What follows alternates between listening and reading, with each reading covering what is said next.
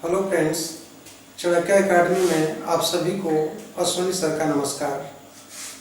आज हम पढ़ने जा रहे हैं, हमारा मुख्य लेक्चर है सिंध का विलय। सिंध का विलय आधुनिक भारत के इतिहास में हम आज पढ़ने जा रहे हैं। सिंध का विलय यानी कि ब्रिटिश साम्राज्य का विस्तार हो रहा था। जैसे भारतीय क्षेत्रों को विजित करने के उपरांत उसका ध्यान, ब्रिटिश कंपनी का ध्यान सिंध की तरफ गया। तो हम देखेंगे कि 18वीं सदी में यहाँ पर सिंध में ये कलौरा सरदार राज्य करते थे। 18वीं सदी में सिंध में ये कलौरा सरदारों का राज्य था, लेकिन मीर फतेह अली, ध्यान रखेंगे, मीर फतेह अली नामक एक बलोच ने सिंध पर अधिकार कर लिया, जिसे दुर्रानी सम्राट ने मान्यता भी दे दी और इस शर्त पर मान्यता दी कि वह सिंध के राज्य को अपने भाइयों के बीच बांटकर राज्य करेगा, शासन करेगा। दुर्रानी सम्राट के आदेश पर मीर फतेह अली ने सिंध को अपने भाइयों के बीच बराबर बांटकर राज्य किया और इन्हीं भाइयों को 4 मित्र या 4 यार या सिंध के अमीर कहा गया है।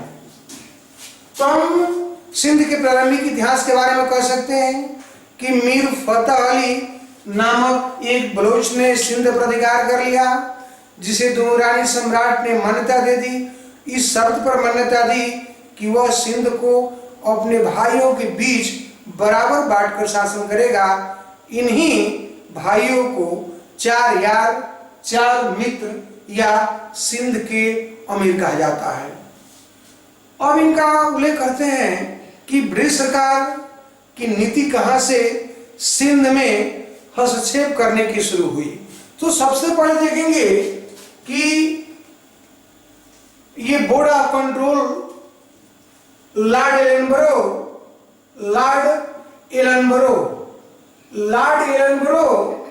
ये बोर्ड ऑफ कंट्रोल के, जिसको नियंत्रण बोर्ड कहते हैं, ये बोर्ड ऑफ कंट्रोल के प्रधान थे। आप जानते हैं कि 1784 के पिट्स इंडिया के द्वारा ये नियंत्रण बोर्ड का गठन हुआ था और ब्रिटेन में, लंदन में इस 6 सदस्यीय बोर्ड के माध्यम से ही भारत का शासन गवर्नर जनरल के माध्यम से चलाया जाता था। तो ब्रिटिश कंपनी में 2 प्रमुख थे, भारत में गवर्नर जनरल और ब्रिटेन में बोर्ड ऑफ कंट्रोल अर्थात नियंत्रण बोर्ड। तो उसमें बोर्ड ऑफ कंट्रोल के ये प्रमुख थे लॉर्ड एलनबरो। लॉर्ड एलनबरो ने 1831 ईस्वी में महाराजा रणजीत सिंह, ये पंजाब के शासक महाराजा रणजीत सिंह के पास एक उपहार भेजा और ये उपहार एलेक्जेंडर वंश के द्वारा भेजा गया। ध्यान रखेंगे कि लॉर्ड एलनबरो ने रणजीत सिंह को 1831 में एलेक्जेंडर वंश के द्वारा एक उपहार भेजा। ध्यान रखेंगे, ये तो एक बहाना था, लेकिन अंग्रेजों का मुख्य उद्देश्य ये था कि सिंध नदी के मार्ग को पता लगाना, सिंध नदी के विजय मार्ग को पता लगाना उनका मुख्य उद्देश्य था। जब ये उपहार लेकर जा रहे थे तो किसी सैयद ने कहा था कि बड़े दुर्भाग्य की बात है कि सिंध अब गया, क्योंकि अंग्रेजों ने सिंध के विजय मार्ग को देख लिया है। जिसमें भारत में governor general Lord William Bentinck थे तो बेंटिक से रणजीत सिंह रोपण में मिले। प्रश्न पूछा गया है, रणजीत सिंह रोपण में मिले और इन्होंने सिंध को बांटने का प्रस्ताव रखा कि सिंध पर विजय करके सिंध को बांट लिया जाए।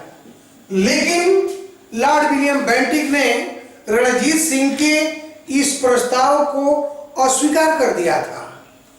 लॉर्ड विलियम बेंटिक के सिंध बांटने के प्रस्ताव को रणजीत सिंह ने अस्वीकार कर दिया था।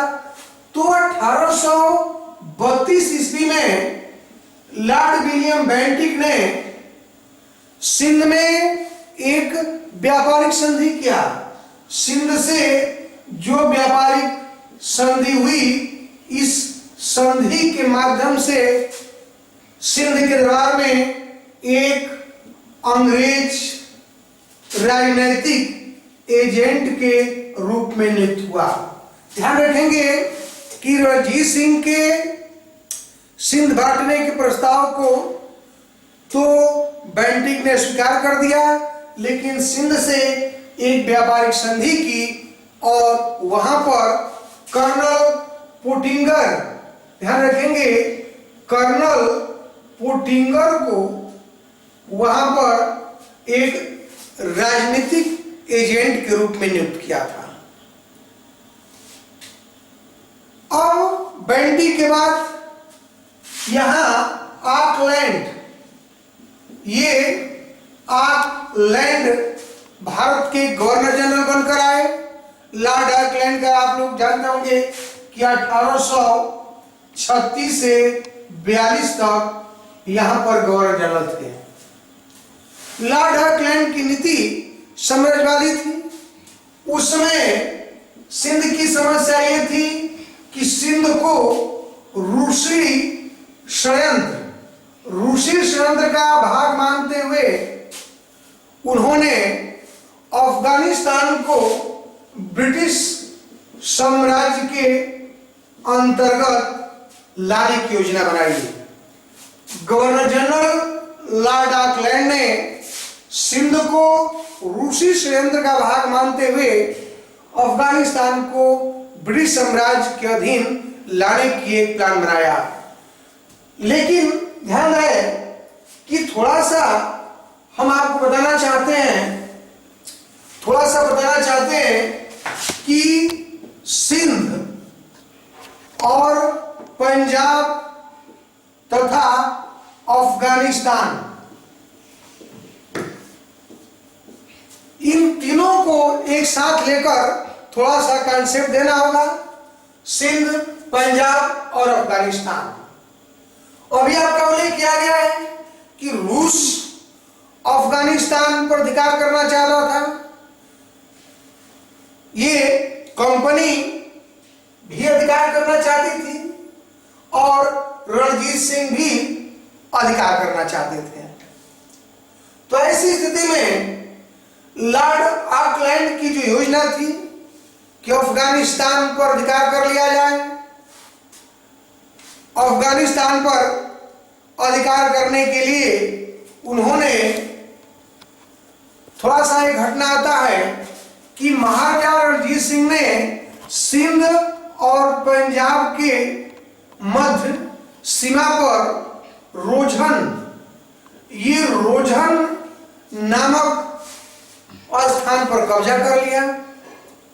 जब रणजीत सिंह ने रोझन पर अधिकार कर लिया तो जो राजनीतिक एजेंट कर्नल पोटिंगर थे, उन्होंने सिंध में एक ब्रिटिश सैनिक टुकड़ी, मीन्स हैदराबाद में, राजधानी सिंध की राजधानी हैदराबाद में एक सैनिक टुकड़ी रखने का प्रस्ताव रखा। सिंध के अमीरों ने कर्नल पोटिंगर के इस प्रस्ताव को स्वीकार कर दिया और कहा कि हमने सिखों को पहले भी हराया है और अब भी हराएंगे। किंतु कर्नल पोटिंगर ने धमकी दी और धमकी का परिणाम था कि अंततः सिंध में एक रेजिमेंट रखना स्वीकार कर लिया गया। तो ध्यान रखेंगे कि लॉर्ड ऑकलैंड या कर्नल पोंटिगर के दबाव पर सिंध में एक ब्रिटिश रेजिडेंट की नियुक्ति हुई। इस पर जो संधि हुई थी, इस संधि पर एक इतिहासकार है W.F.P.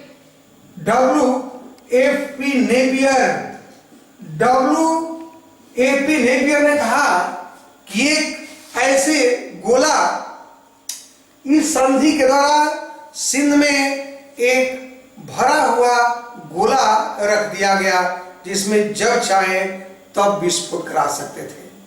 आप जानते हैं कि अफगानिस्तान के प्रश्न को लेकर ही ये ढोंग हो रहा था। वास्तव में इस अफगानिस्तान की समस्या को हल करने के लिए गवर्नर जनरल लॉर्ड ऑकलैंड ने 1838 में एक त्रिदलीय संधि किया था। इस त्रिदलीय संधि में महाराजा रणजीत सिंह को शामिल किया गया, अफगानिस्तान के भगोड़े सम्राट युवराज उत्तराधिकारी शाह शुजा को भी शामिल किया गया और एक स्वयं कंपनी थी। ध्यान रखेंगे कि 1838 में लॉर्ड ऑकलैंड ने एक त्रिदलीय संधि की थी। त्रिदलीय संधि में रणजीत सिंह, शाह शुजा जो अफगानिस्तान के भगोड़े राजकुमार थे, ये कंपनी के पेंशनर बनकर रह रहे थे, और ब्रिटिश ईस्ट इंडिया कंपनी, इन तीनों के बीच ये त्रिदलीय संधि हुई थी। इस संधि में कहा गया कि रणजीत सिंह अपना अधिकार सिंध पर हमेशा के लिए छोड़ दें। सिंध से और रणजीत सिंह के बीच किसी विवाद की स्थिति उत्पन्न होने पर अंग्रेज मध्यस्थता का कार्य करेंगे, यानी कि सिंध और पंजाब में झगड़ा की स्थिति में अंग्रेज मध्यस्थ होंगे। शाह शुजा को अफगानिस्तान जीतने पर शाह शुजा को अफगानिस्तान की गद्दी प्राप्त होगी और शाह शुजा हमेशा के लिए अपना सिंध से अधिकार त्याग देगा। ध्यान रखेंगे कैसे ही परिप्रेक्ष्य में ये अफगान, वास्तव में ये जो सब ढोंग थी अंग्रेजों की, वह एक सिंध को सप्लाई लाइन, ये संभरण पक्ति के रूप में प्रयोग करने की थी। कारण ये था कि रणजीत सिंह अफगान आक्रमण के समय पंजाब से अंग्रेजी सेना को भेजना स्वीकार नहीं किए थे और अंग्रेज सिंध को एक सप्लाई लाइन के रूप में प्रयोग करना चाहते थे, अर्थात अफगानिस्तान पर आक्रमण के समय हम सिंध के द्वारा सिंध के मार्गों का उपयोग करेंगे। ये सब ढोंग सिर्फ इसीलिए हुआ था।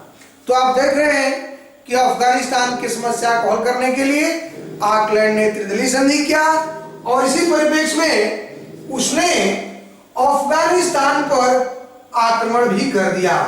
आप जानते हैं कि प्रथम आंग्ल अफगान युद्ध, ये प्रथम आंग्ल अफगान युद्ध 1839 से 42 तक हुआ था।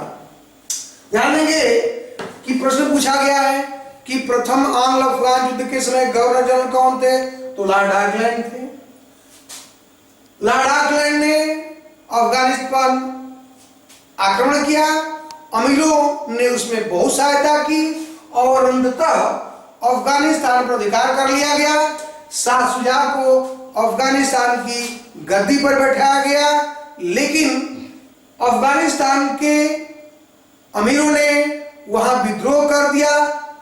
बहुत से ये वंश, एल्फिंस्टन, मैकनाटन, यहां तक कि 1842 में शाह शुजा की भी विद्रोह ने हत्या कर दी और परिणाम में हुआ कि अफगान युद्ध असफल रहा। और इसी के उपरांत लॉर्ड ऑकलैंड, एक प्रश्न पूछा गया है कि सिंध 1842 में जब शाह शुजा को अफगान विद्रोहियों ने हत्या कर दी, तो उसके उपरांत यहाँ पर गवर्नर जनरल की भी तब्दीली हुई और अगले गवर्नर जनरल के रूप में यहाँ पर जो व्यक्ति आया उसके बारे में बहुत से प्रश्न पूछे जाते हैं। उनका नाम था लॉर्ड एलनबरो। ध्यान रखेंगे कि लॉर्ड एलनबरो ये वही एलनबरो हैं, लॉर्ड एलनबरो जो 1842 से 1844 तक ये भारत के गवर्नर जनरल रहे। अभी इसके में पूर्व उल्लेख किया था कि जब ये बोर्ड ऑफ कंट्रोल के प्रमुख थे तभी से हस्तक्षेप इन्होंने शुरू कर दिया था।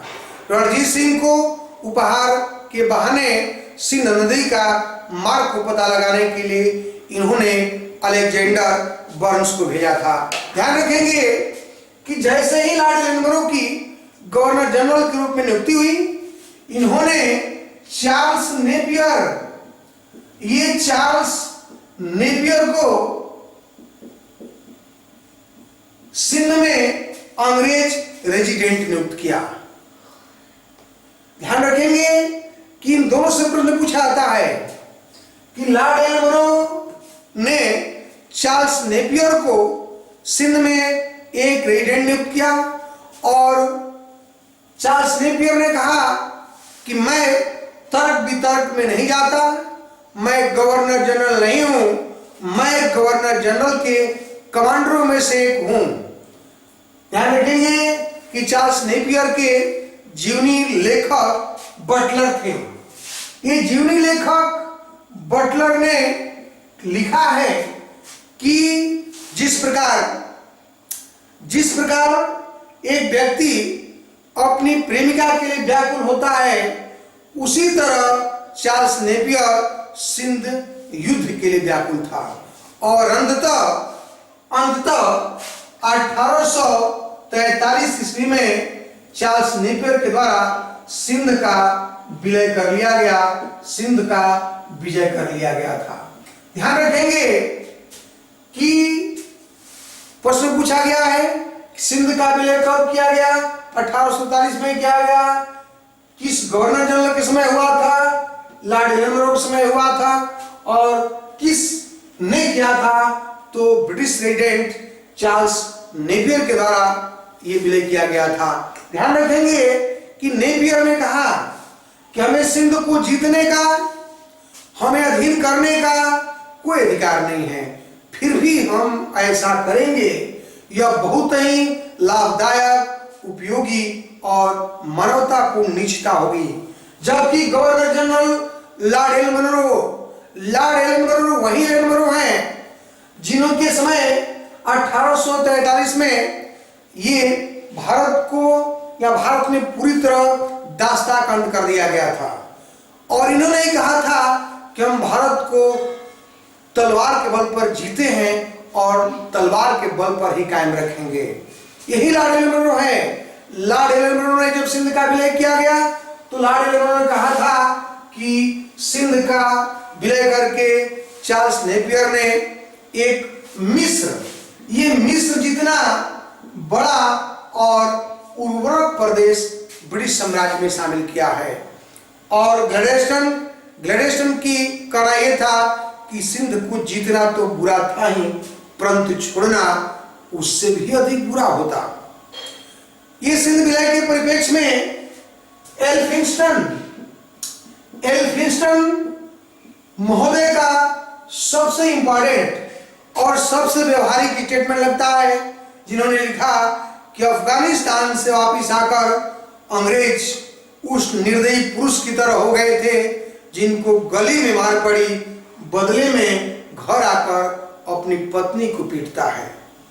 एल्फिंस्टन का जो स्टेटमेंट सिंध के विलय पर रहा वो था कि अफगानिस्तान आप जानते हैं कि लॉर्ड एलनबरो ने अफगानिस्तान से सेना को वापस बुला लिया था और सेना असफल होकर वापस आई थी और उसी के बाद 1843 में जैसे ही प्रथम आंग्ल अफगान युद्ध समाप्त हुआ, सिंध से सेना वापस, अफगानिस्तान से सेना वापस बुलाई गई और अगले वर्ष 1843 में सिंध पर अधिकार कर लिया गया, अर्थात सिंध का विलय कर लिया गया। और इसी पर एल्फिंस्टन ने कहा था कि अफगानिस्तान से वापस आकर अंग्रेज उस निर्दयी पुरुष की तरह हो गए थे जिनको गली में मार पड़ी और बदले में वो घर आकर अपनी पत्नी को पीटता है। ये सिंध का विलय रहा। थोड़ा सा 2 मिनट के अंदर आप रिवीजन दे रहे हैं कि मैं पढ़ाया कि 18वीं सदी में सिंध में ये कलौरा सरदार राज्य करते थे। मीर फतेह अली नामक एक बलोच ने सिंध पर अधिकार कर लिया। उस अधिकार को दुरानी सम्राट ने मान्यता दे दी, लेकिन मान्यता के पीछे एक शर्त रखा कि आप अपने राज्य को, सिंध को अपने भाइयों के बीच बांट कर राज्य करेंगे और इन्हीं 4 भाइयों को 4 भाई, 4 मित्र, 4 यार या सिंध का अमीर कहा जाता है। लॉर्ड एलनबरो, जिसमें बोर्ड ऑफ कंट्रोल के प्रमुख थे, सिंध नदी के मार्ग को पता लगाने के लिए एक अलेक्जेंडर वर्न्स के नेतृत्व में एक मिशन भेजा और वो मिशन बहाना था कि रणजीत सिंह को उपहार लेकर जा रहे हैं। लेकिन ध्यान रखेंगे कि मुख्य उद्देश्य था सिंध नदी के मार्ग का पता लगाना। और इसी पर एक सैयद ने कहा था कि बड़े दुर्भाग्य की बात है कि सिंध अब गया, क्योंकि सिंध के विजय मार्ग को अंग्रेजों ने देख लिया है। अब जानते हैं कि इसी परिप्रेक्ष्य में अंग्रेज governor general Lord William Bentinck से रणजीत सिंह रोपड़ मिले और 1831 में उन्होंने सिंध को आपस में बांटने का प्रस्ताव रखा, लेकिन बेंटिक ने रणजीत सिंह के इस प्रस्ताव को स्वीकार कर दिया। किंतु 1832 में कर्नल पोटिंगर के नेतृत्व में एक व्यापारिक मंडल भेजा और व्यापारिक संधि किया और कर्नल पोटिंगर को रणनीतिक एजेंट के रूप में नियुक्ति हुई। लेकिन जब लॉर्ड ऑकलैंड गवर्नर जनरल बनकर आए तो उस समय रूसी षड्यंत्र का ये भाग मानते हुए सिंध के बहाने वो अफगानिस्तान को ब्रिटिश प्रभाव में लाने की योजना बनाया। इसी बीच रणजीत सिंह ने रोजन जीत लिया था और कर्नल पोटिंगर ने सिंध के हैदराबाद दरबार में एक ब्रिटिश सैन्य टुकड़ी रखने का प्रस्ताव रखा। अमीरों ने स्वीकार कर दिया और स्वीकार इस साथ किया कि हमने सिखों को पहले भी हराया है और अब भी हराएंगे। लेकिन अंततः अंग्रेजों की धमकी का परिणाम ये कि सिंध के दरबार में एक ब्रिटिश रेजिडेंट नियुक्त कर दिया गया और इसी पर WFP नेपियर ने लिखा कि इस संधि के द्वारा सिंध के दरबार में एक भरा गोला रख दिया गया जिसे जब चाहे तब विस्फोट कराया जा सकता है। यह अफगान समस्या को लेकर ही ये सब ढोंग हो रहा था और ये ढोंग इसलिए हो रहा था कि महाराजा रणजीत सिंह अफगान आक्रमण के समय ब्रिटिश सेना को अपने राज्य से होकर जाना नहीं चाहते, भेजना नहीं चाहते थे और अंग्रेज सिंध को एक सप्लाई लाइन के रूप में प्रयोग करना चाहते थे। इसीलिए ऑकलैंड ने एक त्रिदलीय संधि किया था जो रणजीत सिंह, अफगान के भगोड़े राजकुमार शाह शुजा और कंपनी के बीच हुआ था। इसमें शाह शुजा को आश्वासन दिया गया था कि अफगानिस्तान पर विजय प्राप्त करने के उपरांत काबुल की गद्दी दी जाएगी। रणजीत सिंह और सिंध के अमीरों के बीच विवाद होने पर अंग्रेज मध्यस्थता करेंगे और काबुल का शासक शाह शुजा सिंध पर हमेशा के लिए अपना अधिकार त्याग देगा। ध्यान रखेंगे इसी संधि के बाद अफगानिस्तान पर आक्रमण किया गया, अफगानिस्तान के शासक को हराया गया और शाह शुजा को काबुल की गद्दी पर बैठाया गया। किंतु वहां के विद्रोहियों ने अंग्रेज अधिकारियों वर्न्स, एल्फिंस्टन तथा अन्य बहुत से एल्फिंस्टन भी थे, वो भी मारे गए। और ध्यान रखेंगे कि इसी क्रम में एक काबुल के राजा शाह शुजा की भी हत्या कर दी गई। ऐसे परिप्रेक्ष्य में लॉर्ड ऑकलैंड के बाद लॉर्ड एलनबरो गवर्नर जनरल बनकर आए और उन्होंने अफगानिस्तान की सेना, अफगानिस्तान में जो उनकी सेना थी उनको तो वापस बुला लिया, लेकिन 1843 में सिंध का विलय कर लिया। ध्यान रखेंगे कि चार्ल्स नेपियर को इन्होंने राजनीतिक एजेंट के रूप में नियुक्त किया था। Miss British resident Charles Napier को नियुक्त किया और नेपियर के द्वारा वह युद्ध कराया और अंततः 1843 में सिंध का विलय कर लिया गया। इस पर नेपियर ने कहा था कि हमें सिंध को जीतने का कोई अधिकार नहीं है, फिर भी हम ऐसा करेंगे क्योंकि यह लाभदायक, उपयोगी और ये मानवतापूर्ण निश्चितता होगी। लॉर्ड एल्बर्ट ने कहा कि हमने सिंध का विलय करके मिस्र जितना बड़ा और उर्वरक साम्राज्य, ब्रिटिश साम्राज्य का अंग बनाया। ग्लैडस्टोन ने कहा था कि सिंध को जीतना तो बुरा था ही, लेकिन उसे छोड़ना उससे भी अधिक बुरा था। लेकिन सबसे जो निचोड़ सारांश के रूप में एल्फिंस्टन का स्टेटमेंट रहा है। उन्होंने कहा था कि अफगानिस्तान से असफल वापस आकर अफगानिस्तान से पराजित होकर अंग्रेज उस निर्दयी पुरुष की भांति बन गया था जो गली में मार पड़ी, बदले में आकर घर अपनी पत्नी को वापस पीटता है। इसी के साथ मैं सिंध का विलय समाप्त करता हूँ और नेक्स्ट पढ़ेंगे कि आंग्ल अफगान संबंध अर्थात अफगानिस्तान और अंग्रेजों के बीच युद्ध। तब तक के लिए धन्यवाद।